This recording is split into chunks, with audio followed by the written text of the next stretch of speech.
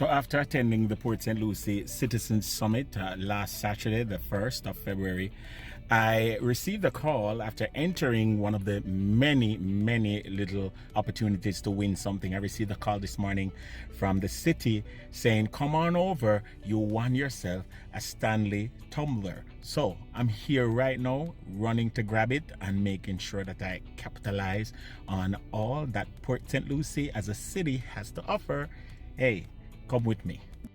This year's Citizen Summit was held at the Community Center on February the 1st. It offers residents an opportunity to help to plan the city's future in a fun and interactive way. There were prizes and surprises, there were questions and answers, and I loved my Tumbler. So here I have my Tumbler, guys. I am so happy. Thank you so much, Port St. Lucie. I loved the summit. I can't wait to do this again.